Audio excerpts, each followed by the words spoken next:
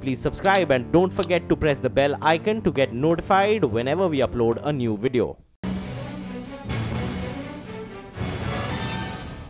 Good evening, ladies and gentlemen. Thank you again for joining us here on a very special occasion. It is a very proud moment for us here at CNBC TV18 because today actually marks the 11th anniversary of our association with the Schwab Foundation as well as the World Economic Forum to bring to you the India Social Entrepreneur of the Year Awards. This is also our 8th year of partnering with the Jubilant Bharatiya Foundation. So thank you very much for continuing this association. Today, as a nation, we should be very proud of the fact that we are one of the fastest growing economies in the world, but we should not be lulled into a sense of complacency because there is so much that needs our attention and our intervention. Inequality remains persistent. Our public healthcare system is to be a midday meal. That's right, and several surveys and research also suggests that midday meals help bring underprivileged children to school, particularly girls. Reports also indicate that midday meals can lead to not just an increase in retention, learning ability, and greater social equity. That is the power of one meal, and amongst us is a not-for-profit that identified this driver way back in the year 2000. Let's take a look at how Akshaya Patra Foundation is slowly educating the country and conquering hunger, one meal at a time.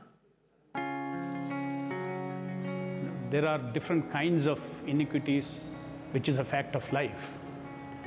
But the inequity of opportunities for some children to get educated, hunger-free, while other children sit in the classrooms hungry. This is totally unacceptable to Akshaya Patra. Born in Trivandrum in 1956, Madhu Pandit Dasa was inspired by the teachings of Srila Prabhupada, the founder Acharya of ISKCON, that established a kitchen to provide food to the hungry. But Dasa's entrepreneurial journey began when the then CFO of Infosys, Mohandas Pai, walked into his office and appreciated the temple's efforts. He then inquired if it was possible to use the existing infrastructure of ISKCON kitchen and prepare food for children of a nearby government school. That seeded the idea of the Akshaya Patra Foundation, which started by feeding 1,500 children from 5 schools in Bengaluru. Today, the foundation has expanded its reach to over 16 lakh children across 12 states in India. Working in a public-private partnership, the cost of each meal is provided by the government, while the deficit amount is raised from corporate organizations and individual donors. The working model is simple. The foundation works out of 31 centralized kitchens and 2 decentralized kitchens which supply meals to schools in the neighborhood. So the very first kitchen that we designed, we used steam cooking to see that the food is not touched by any human beings. So this was actually solved by steam cooking, and also to maintain the quality of taste. We have a standard operating procedure for every menu that we have designed in such a way that there is no need for a cook in the entire Akshaya Patra process. People are taught skills, how to mix the ingredients in the right quantity, at the right temperature, at the right stage of the cooking. So we have a standard taste coming out of this food. Today, these kitchens have become an employment and training hub for women from rural India. By taking them on board, the foundation encourages them to improve their lifestyle and teaches them to feed their self-esteem while feeding others. But it isn't just human power that makes things work. Like all other industries, technology clearly has a major role to play at Akshaya Patra, and it's not restricted to meal preparation. To ensure efficient logistics, all of Akshaya Patra's vehicles house a GPS technology, and the meal machines are tracked by the team during deliveries. The foundation claims that the rate of failure of delivering meals on time is as low as 0.2%. Innovation was not restricted by local kitchens. To increase access and play a role in disaster relief, the foundation has launched Kitchen on Wheels. This has been specifically designed to provide assistance in times of disaster and natural calamities. As part of this social commitment, Akshaya Patra contributed to the relief plans during the Nepal earthquake and the floods in Chennai. Apart from increasing the number of beneficiaries in different states and more partnership with, states which have not yet partnered, we would like to train other NGOs so that they can also come up to help the project. I mean, the project is taken up by the Government of India and the state government since the year 2002 to feed 110 million children in the government schools. It's a humongous task. So, I mean, Akshaya Patra can be a model. The road ahead involves setting up new kitchens in states where they're currently operating and also extending services to new states. Akshaya Patra's big mission is to reach and feed 5 million children every single day by 2020.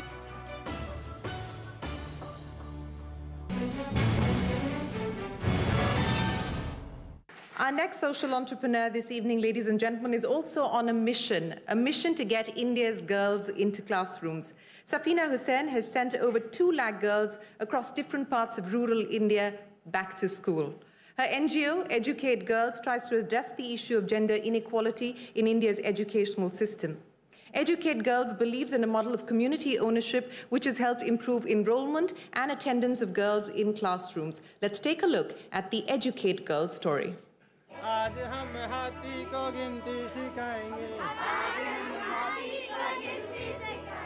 You know, I was in a village recently and I met a girl, her name was Naraz Nath. And she's named Naraz Nath because everybody was so angry when a girl was born.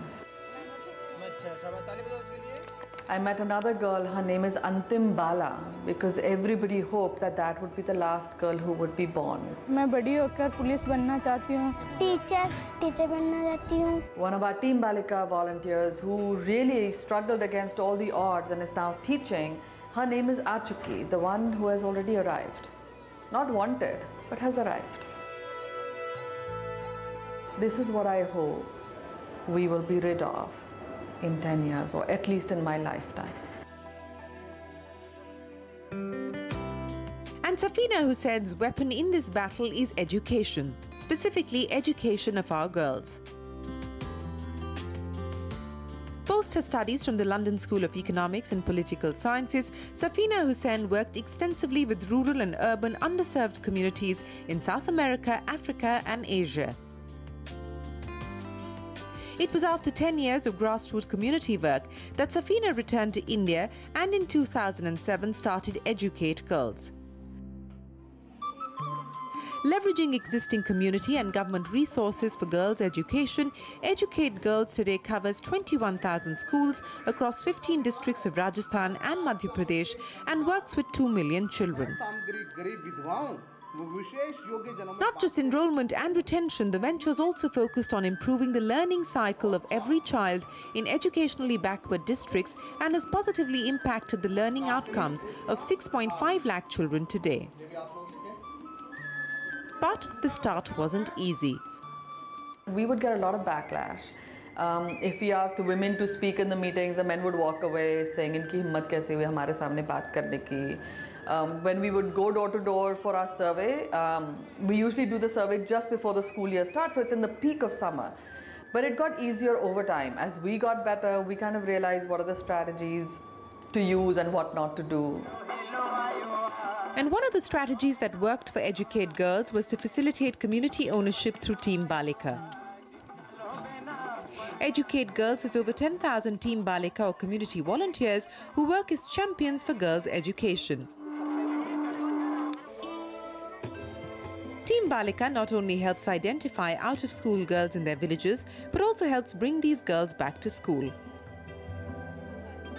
The NGO trains its Team Balika volunteers to implement creative learning curriculum using its teaching kits or Gyan Ka Pitara. Having enrolled 2 lakh schoolgirls to date, generating revenue still is a challenge. In most areas, your goat is an asset and your girl is a liability. So that's the framework that we're working in. So it's very hard to make an income generating model out of girls' education. So everything is grant-based, donation-based. However, we have piloted an innovative financial tool, which is the development impact bond, a payment for results mechanism, which can actually create more sustainability in terms of resources. A first-of-its-kind development impact bond in education across the world, Safeena tells us that this innovative tool not only has the potential to bring in new revenues, but also ties money to pure impact. Working only in rural, remote and tribal areas, Educate Girls has shown tremendous growth.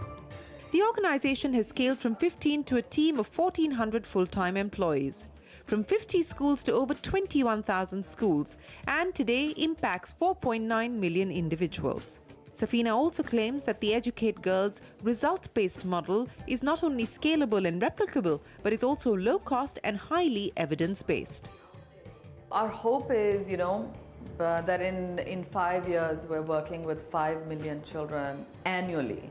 So that is our own internal ambition, is to grow and scale to that level. But my bigger ambition is that we get to an India where sons and daughters are equal. So there doesn't need to be an Educate Girls, where a girl is valued as much as a boy. Safeena's focus for 2018 will also be to scale to more districts and to reach over 2.5 million children. Moreover, it is also now in the third year of the 3-year Development Impact Bond pilot project and is on course to achieve the deliverables promised. The organization's focus to bring systemic reforms is what will perhaps help bring India's 3 million out-of-school girls back to school.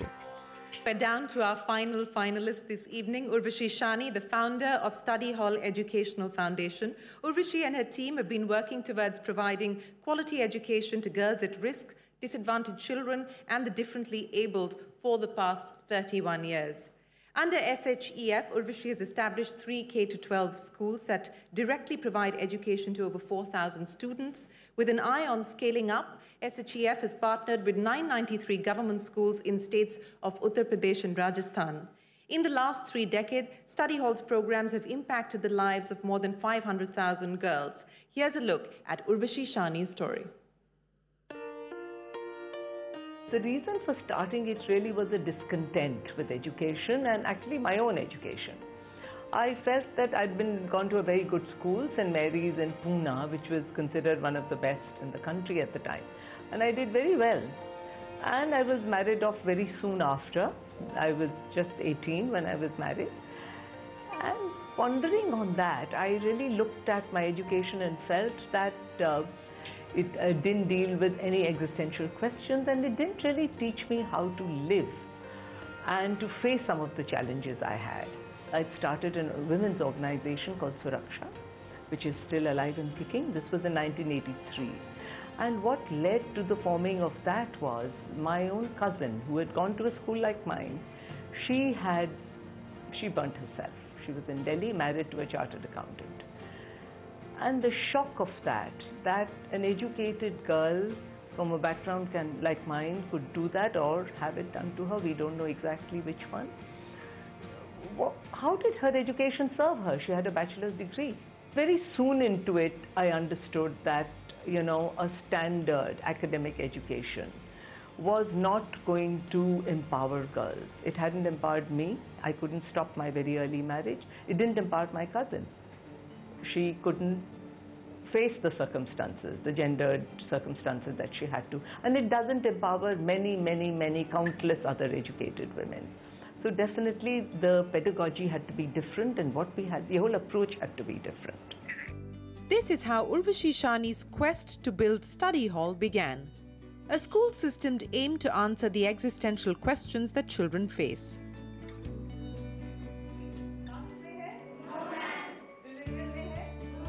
What started in her garage in Lucknow in 1994 with a handful of students is today an amalgamation of schools, digital learning centers, teacher education programs and partnership with state governments of Uttar Pradesh and Rajasthan that has impacted the lives of lakhs of youth.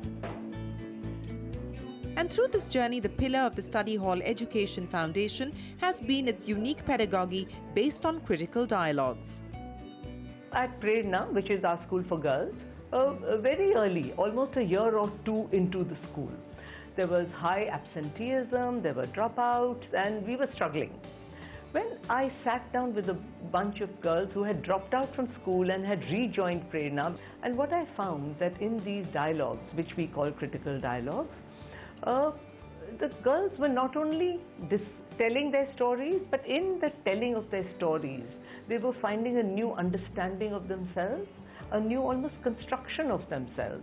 And in that, collectively, as we were listening to each other's stories, we were building a new sense of who we were as equal people. In terms of measuring impact, across all the cohorts that have graduated till now, 97% of the girls have transitioned to higher education and 52% of the graduates are today employed.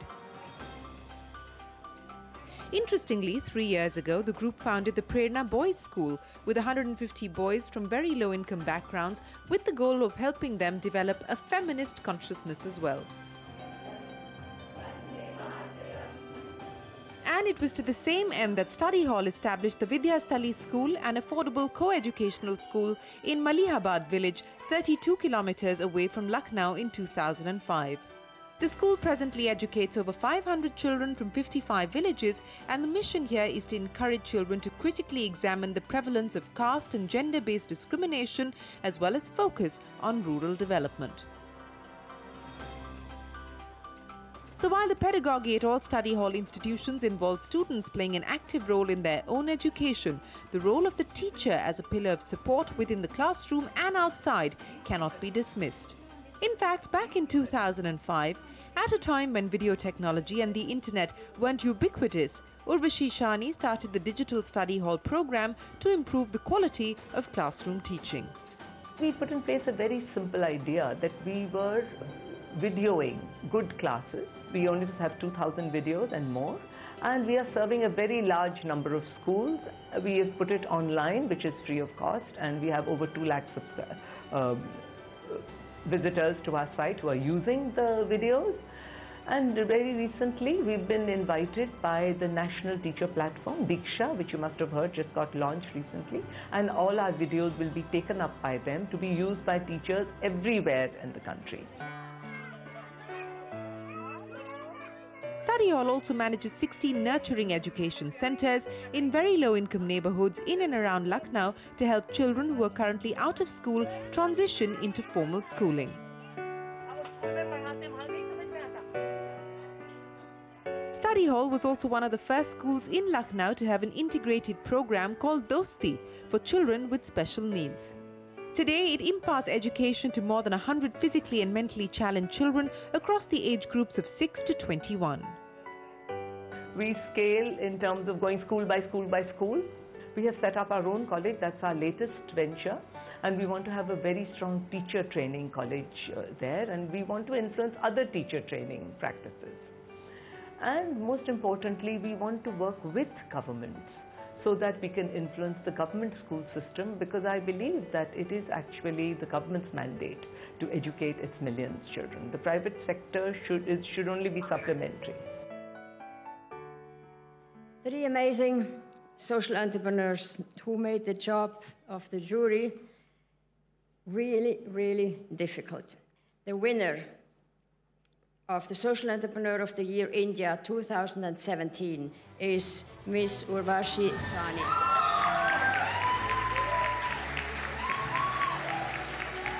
We have a democracy, but it's not a functioning democracy because we have not taught our children how to be fully democratic citizens, and that's what education should be doing. We have reduced it to reading, writing and math, and we keep saying, oh, children can't read, write and do math. What about the children who can read, write and do math? Are they more evolved in terms of are they becoming better citizens? Why do we not utilize children's time that they spend in school in more meaningful ways and give them something more meaningful to think about, to critique, and to make that part of the knowledge that they gain and they construct?